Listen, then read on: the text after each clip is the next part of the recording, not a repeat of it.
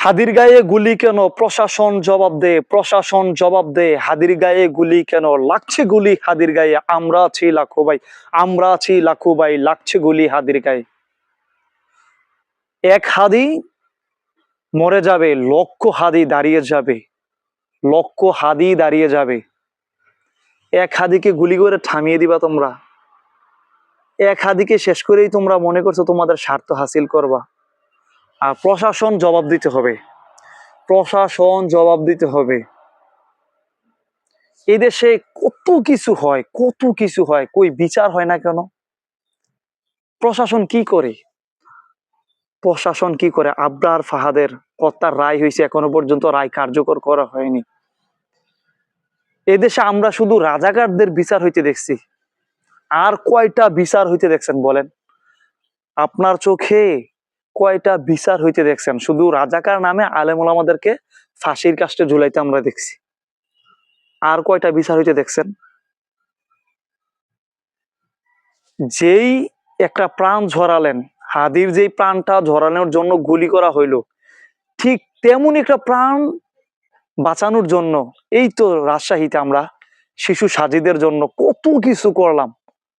সাধারণ মানুষ থেকে শুরু করে আমলা কামলা যত প্রযুক্তি আছে, বিশাল বড় জমি খনন করে এক্সকাভেটর দিয়ে লাখ লাখ ফিট মাটি উত্তোলন করে তারপরও শিশু সাজিদকে আমরা জীবিত উদ্ধার করতে পারিনি। তারপরেও শিশু সাজিদকে উদ্ধার করার জন্য উদ্দেশ্য কি? যেন একটা প্রাণ বেঁচে যায়, একটা মানুষের জীবন যেন বেঁচে যায়, একটা জীবনের জন্য, একটা মানুষের জীবনের জন্য কত মানুষের আহাজারি কান্না আকুতি মিনিত, কত চেষ্টা, কত প্রচেষ্টা, কত প্রযুক্তি ব্যবহার, ফায়ার সার্ভিস, সেনাবাহিনী, পুলিশ, কত ফোর্স সেখানে গিয়েছে, সাধারণ মানুষ গিয়েছে। কেন? একটা জীবন, একটা প্রাণ বাঁচানোর জন্য। একটা প্রাণ বাঁচানোর জন্য বাংলাদেশের মানুষ এত কিছু করতে পারে, আর সেই একটা প্রাণ আবার আপনি মেরে শেষ করে দেন, মেরে ফেলেন, তাও দেশের জন্য না, তাও দেশের জন্য না, রাজনৈতিক ফায়দা হাসিলের জন্য। যেখানে একটা প্রাণ, একটা জীবন বাঁচানোর জন্য গোটা দেশের মানুষ হুমড়ি খেয়ে পড়ে, কিভাবে এই শিশুকে উদ্ধার করা যায়, কিভাবে সাজিদকে উদ্ধার করা যায় জীবিত। বিশাল বড় জমিন খনন করে ফেলছে, বিশাল বড় জমিন খনন করে ফেলছে।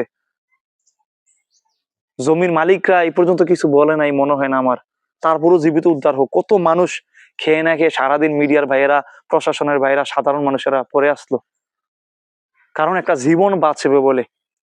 আর আপনি একটা জীবন শেষ করে দিলেন রাজনীতির ফায়দা হাসিলের জন্য।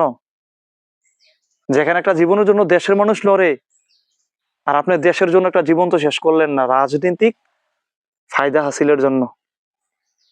এই হলো আমার দেশের রাজনীতি, এই হলো আমার দেশের নোংরা রাজনীতি। আর প্রশাসন কি করে? প্রশাসন, প্রশাসনের এই তো মানে আমরা তো কনফার্ম না, শিওর না, যেমন একটা অনাকাঙ্ক্ষিত ঘটনা হবে, আমরা আইডেন্টিফাই করছি, আমরা বুঝতে পারছি যে গুলিবিদ্ধ হয়েছে, আমরা এটা সুষ্ঠু তদন্ত করতেছি, তদন্ত টিম করছি, এই সেই কত কিছু বলবে। পরে এটা একদিন দুদিন তিন দিন পরে অন্য একটা ইস্যু আসবে, শেষে হাদির ইস্যু ধামা চাপা পড়ে যাবে।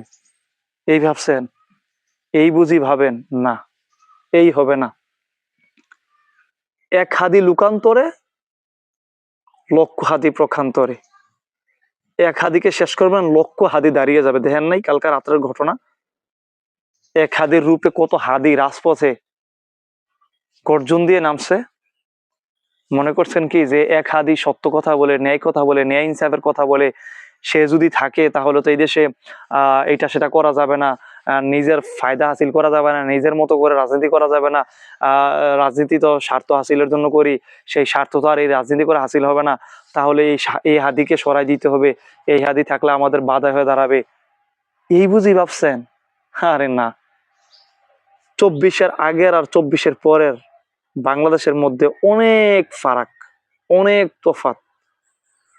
24-এর পরের হাদিরা এখন আর ঘুমিয়ে থাকে না, 24-এর পরের হাদিরা এখন আর আড়ালে থাকে না, চুপ থাকে না, চোখে অন্ধের চশমা লাগাই রাখে না, চোখ কান খোলা রাখে, বিবেক মস্তিষ্ক জাগ্রত রাখে, সুষ্ঠু রাজনীতি করে, সুষ্ঠুভাবে দেশ গড়ার চিন্তা ভাবনা করে, রাজপথে লড়ে গাম জড়ায়, স্লোগান দেয়, গর্জন দেয়।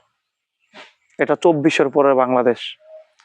তো আমরা চাই আমাদের মধ্যে হাদি খুব দ্রুত সম্ভব সুস্থ হয়ে আসুক, আল্লাহ তাআলা তাকে নেক হায়াত দান করুক, সুস্বাস্থ্য দান করুক, আবার আগের ন্যায় ঢাকা 8 আসনে নির্বাচনী প্রচারণা করুক এবং নির্বাচনে জয়লাভ করুক। সংসদের একজন দক্ষ, অভিজ্ঞ, নীতিবান, বিচক্ষণতার কারিগর, ন্যায় ইনসাফের পক্ষে লড়ে যাওয়ার মতো একজন সদস্য প্রার্থী হিসেবে আল্লাহ তাআলা তাকে কবুল করুক।